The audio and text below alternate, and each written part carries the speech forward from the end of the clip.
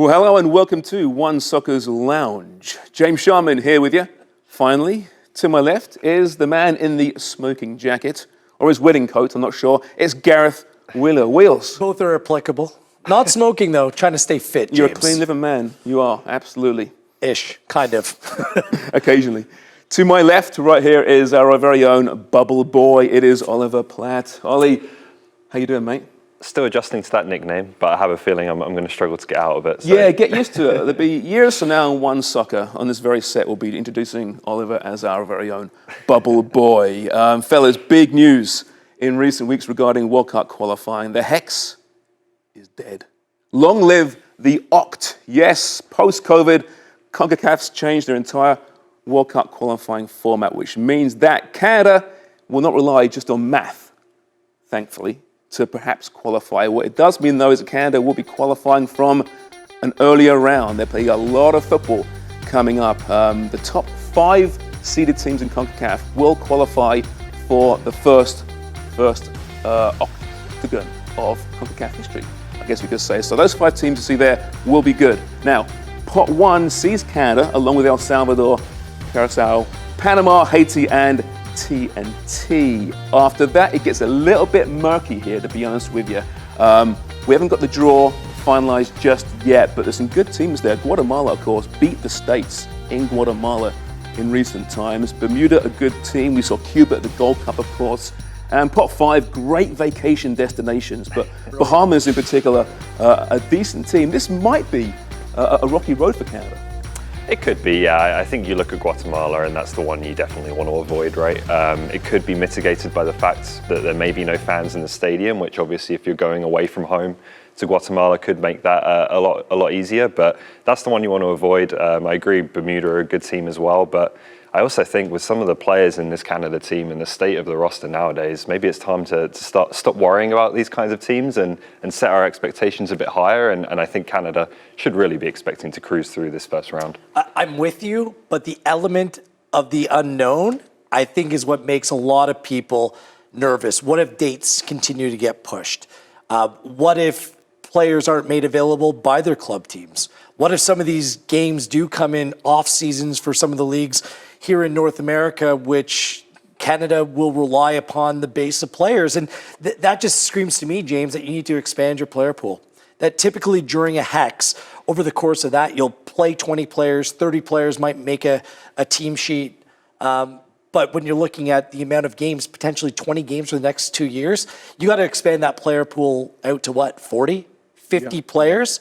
And there's probably, I'm guessing, a lot of players that have taken positive steps through the Excel program in Canadian soccer, but are they ready to take that next step? And are they better than the 30 to 40 or 40 to 50 players that come out of countries like Nicaragua, Guatemala? Well, therein lies the point, Will. It's a great point. Maybe expanded rosters, depth is going to be key for all these teams. And Canada, yes, we're evolving.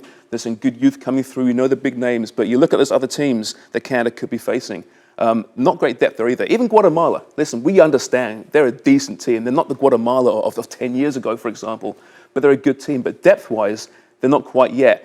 That said, Ollie, you said it should be an easy process to get to the next round, the knockout phase, so to speak. Yeah. Really? Easy? I think so. I honestly, as Will says, we don't know what the roster is exactly going to look like in terms of getting some of the players from Europe over into this round. But even just the domestic guys, you look at Marc-Anthony Kaye, you look at players like that are Lucas Cavallini's another one who are top players in MLS now. And then you look at the depth that's being added by the Canadian Premier League and some of the guys that have been going into the camp in January and starting to establish themselves as well. So for me, there should be enough strength and depth to get through this first round. Haiti in the second round, obviously potentially waiting could be a lot trickier, but for the first round, I think the bare minimum is to progress through with relative ease here. The draw is going to say a lot, which is coming up on August 14th. Some of the teams that were highlighted there, ones you want to avoid. Guatemala, track record. The reason why they found themselves so far down in the rankings, they had some domestic issues and were suspended from qualification by FIFA. So they're a team that's much better. You can make the argument that they could be on par with a team like El Salvador, who's already a step above Canada. Bermuda beat Panama in Panama, pre-COVID, in Nations League play. And players like Naki Wells, Reggie Lamb, who played for Toronto FC, they're familiar names, but some of these countries can also tap in to finding players that hold citizenship or can hold citizenship within their respective country. So who knows what other third or fourth division English players they'll bring over to play for Bermuda. So I don't think that things are straightforward for Canada. And for our country to think that they're on a level of some of these top nations, we need to be able to cruise through groups like this. And we just don't have a track record of doing that quite yet. But the fact is, that's all relevant, right? You still need to get through the Oct now. It was the Hex, it's the Oct, right? Top 3 qualify for the World Cup. Are you going to call it the Oct? I'm trademarking The grade it right H, now. the hateful Bubble H? Boy, No? the Oct. It's a new language of OneSoccer. It's what we're doing now, moving forward. It's very important. But, you look at the teams they've got to get through to qualify for Qatar, right? There's some, obviously, the usual suspects, right? 4th place will get you a confederational playoff against someone who knows where around the world. It's tough. So, we can talk about, breezing through this group phase and then beating a Haiti, but then the real games begin. Qualifying for the Oct is not the same as qualifying for the World Cup. And let's get that out of our Canadian minds here, all right? That's the first step. There's so much more beyond that, of course. But let me ask you this. You're Alfonso Davis, and you get called into, Hansi Flick's room. And he says, so Fonzie, it's a FIFA window coming up. Where are you off to?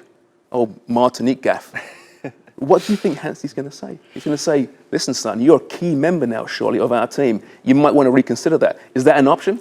It's going to be a challenge, and it's particularly going to be a challenge because of the way the calendar's been condensed, right? We could be looking at 3 or 4 games in one international window. We could be looking at extra international windows, and how they're going to conflict with the club schedules is going to be interesting. I think Canada can probably, as we've said, do without those players, and at least in the first rounds.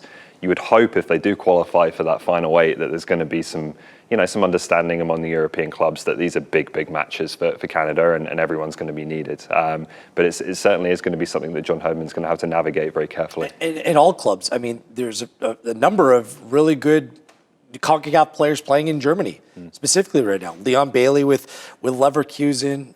You can even expand that to the Mexicos of the world, Raúl Jiménez and Irving Lozano.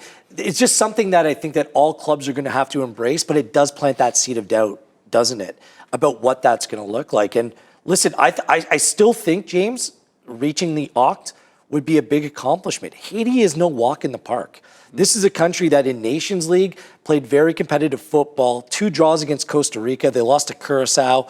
That's a very competitive group, and they've proven that they're able to beat Canada like we saw in the Gold Cup. So I think making it to that Oct is an accomplishment, although it doesn't reach the ultimate goal. The standards are raising based on the profile of Canadian players, and they should be there. But I just don't think that there's anything that's simplistic about this path. It's not enough. Winning mentality, that's what it's about. And John Herdman said a few months ago, we will qualify. So we're about to find out. It's about to get real.